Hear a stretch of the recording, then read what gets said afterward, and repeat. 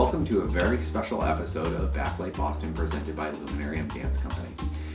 On this episode, we're going to go over some of the best moments over the past few seasons of Backlight Boston. Thank you so much for watching. I hope you enjoy.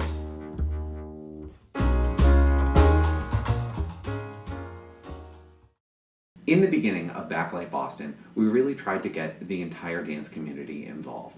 Into that effort, in our first episode, we had interviewed two separate subjects, Jessica Muse and Monkey House's Karen Krolak and Jason Reese. The dance community had so much to say that we could not pack that all into one episode. Joining us is Jessica Muse, National Production Coordinator and Boston Coordinator for NASHMO. Jessica, thank you so much for joining us. Thanks for having me. So what is NASHMO? NASHMO is short for National Choreography Month, and it was started 5 years ago in New York City by Sharon Corey and Anna Brown Massey with the idea to pick a month to set aside and dedicate to creating new dance work. What is your involvement in it? So I'm part of the artist committee, and I am the National Production Coordinator, so I help folks who are interested in producing a show inspired by NASHMO or showing work that's been created during NASHMO, and I'm also the Boston Performance Coordinator. So do a lot of the other choreographers involved in NASHMO work together and coordinate and how they might do their performances? Yeah, the exciting thing about this process and gathering applications for the Boston performance is reading through what everyone's plans are, because that's the one question I really ask on the application. The one question I ask on the application is, how are you going to make work in 1 month? And what does that look like for you? So some people have really elaborate explanations about how they plan to approach it, and are drawing from experiences in the past creating work in a short period of time. We actually have some people performing who have done Luminarium's 24-hour Choreo Fest, so they're very familiar with creating work in a very short period of time, which is exciting. And then we have some people who maybe have not created work before and presented their own work, which is exciting. So they are both really challenged by the short time frame, and then they're also finding themselves and finding their voice as a choreographer. Now, what are some challenges that different Reese, Artistic Director and Production Designer for Monkey House Dance. Thank you so much for joining us today. Thanks for having us. Yeah. So what is Monkey House Dance? So Monkey House began as an incubator for choreographers. That was kind of the initial idea that we had for it. And when we started in the early 2000s, there was a lot of opportunities for kind of smaller touring possibilities. And the idea was that we would help choreographers take a piece, build it, and be able to tour it and perform it multiple times, get a sense of the business of presenting work. But our second year on tour is when 9/11 happened, and a lot of the funding within the arts world changed, and a lot of our ability to kind of travel in the same way changed. And so we recognized that one of the things we'd really learned from touring was how to be able to make choreography accessible to people, how to have discussions with people who weren't comfortable watching dance to feel like they could talk about it, and that the more people got comfortable watching dance, the more that they didn't just come see our work, but that they went to see work in general. And so we began really expanding to be an organization that was focused on connecting communities to choreography and connecting people to choreography. So we've expanded a lot of, our focus isn't just on presenting work now, but on doing things that help people to demystify the art form. So we have both traditional types of workshops and things that we do. We also have open rehearsals that we will call squirts, that are ways of being able to show people short sections of work in progress, or musings, which are places for choreographers to come in and sketch out ideas with actual live bodies and kind of see what works and what doesn't work, Sure.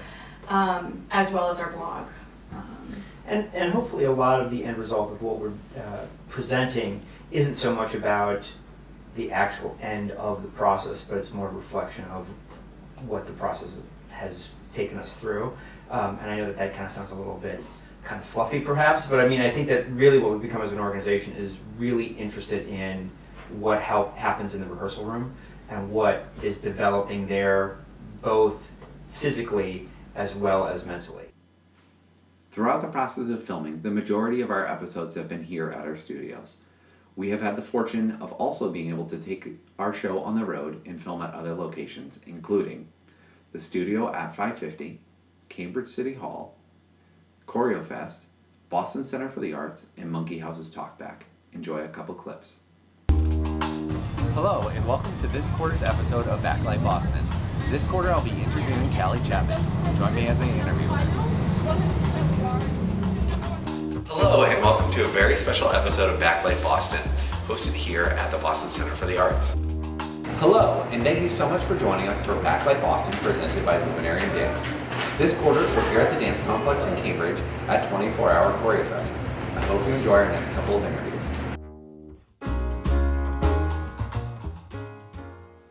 A very special moment in the Backlight Boston filming was when we had the ability to have better audio recording thanks to Steph West Josie. Another special moment was my time I spent with Adrienne Hawkins. We talked about her choreographic process and how she brings the stories that the dancers have into that process and how they're able to tell their story in her choreography. I hope you enjoy this next clip.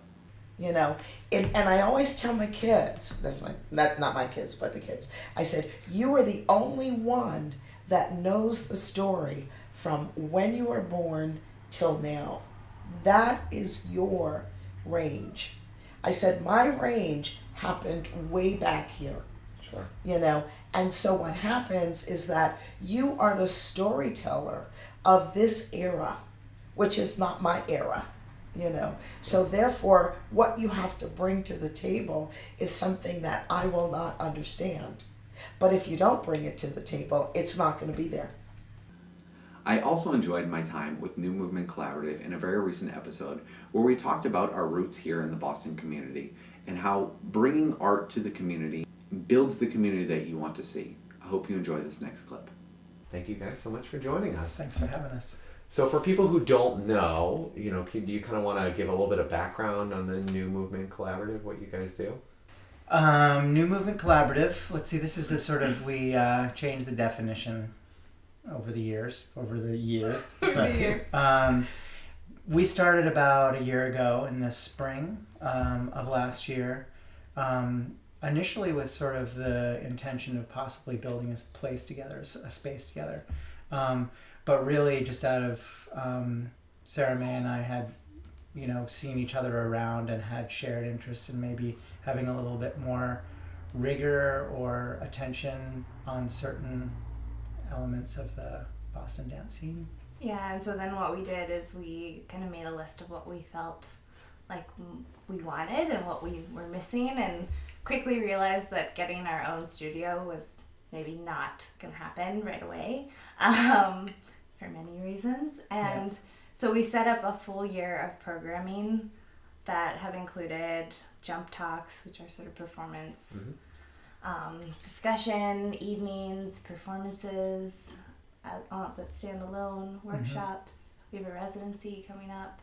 Mentoring program. A mentoring program. And then a festival that we're building towards in the fall. So a lot A in lot. 1 year. Yeah. A lot. So what made you choose Boston as far as a community that you guys really wanted to kind of set up and, really work towards developing, modern dance? Well, for me, I grew up in Boston. I grew up in Cambridge. And I think I always really had a lot of problems with the city. I felt like it was kind of provincial and didn't have really a lot of the things that I was interested in happening in it. And I felt like I would either want to be in the country or I wanted to be in like a real city. Yeah. And then I spent years in New York, and I went to art school. I'm a visual artist, so I went to New York, and I went to the Bay Area for a long time. And I came here with my new partner, my wife at the time, and we settled here and ended up raising a son here. And so for me, it was sort of like, okay, I realized I'm going to be in this city for a while. And instead of sitting around and being frustrated about what it didn't have, I decided to do my part in trying to make more of the things that I wanted to have happen here. Absolutely. So that's it was sort of a default situation for me. Yeah. Yeah, no, and I came here kind of, didn't feel ready to move to New York after I left Ohio, and I don't know, Boston has sort of caught me in a way that I feel really attached to it, and I feel really part of the community, and I feel like feel its potential, so I feel like combined we have this like allegiance now that has grown. No show would be complete without their sponsors. And to that end, I would really like to thank Luminarium Dance for my final clip of something that I really think is special, was the first episode with Kim and Marilee. In that episode, there's plenty of awkward moments with Twyla jumping all around the couch, which she also is doing at this moment, or sleeping and snoozing. You can hear in the episode. Check it out. Obviously, you guys have had kind of a lot of things that you guys have done, you know, from your first show, Fractured, to, you know, what you guys are currently working on, you know, with the Sleep Runner. Kind of what's the biggest, you know, mistake you guys have made? What's kind of the biggest triumph you guys have had? You know, what's the biggest surprise? Oh boy. What's the biggest mistake we've made? Something came to my mind instantly. Yeah, me too. I don't think we can legally talk about it. I don't think so. But note to viewers, do not use PVC glue if you've never used it before. Yeah.